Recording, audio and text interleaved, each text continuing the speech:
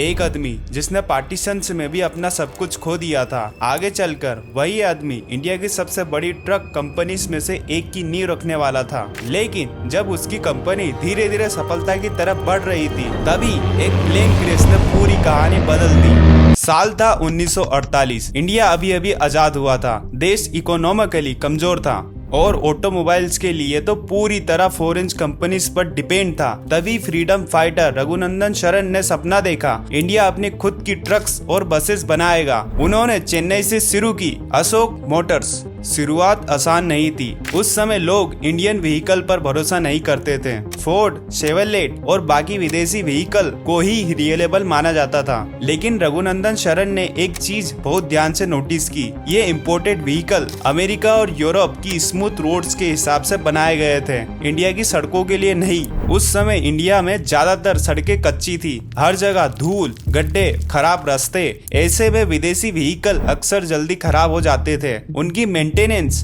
भी बहुत महंगी पड़ती थी। और यहीं रघुनंदन शरण ने अपॉर्चुनिटी देखी। उन्होंने समझ लिया कि अगर इंडिया के लिए व्हीकल बनाने हैं तो उन्हें इंडिया की रोड्स के हिसाब से बनाना होगा। इसी सोच के साथ उन्होंने मजबूत सस्पेंशन, ड्यूरेबल बॉडी और आसान मेंटेनेंस वाले व्हीकल बनाना शुरू किया।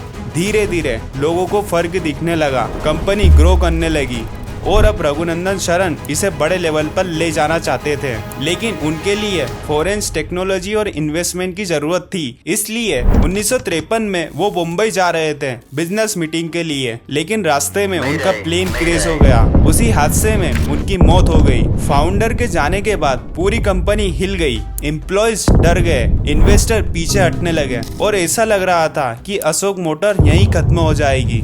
लेकिन तभी मद्रास गवर्नमेंट और इन्वेस्टर आगे आए। उन्होंने कंपनी को सपोर्ट किया और इंग्लैंड की लीलैंड मोटर्स के साथ पार्टनरशिप करवाई। यहीं से जन्म हुआ अशोक लीलैंड का।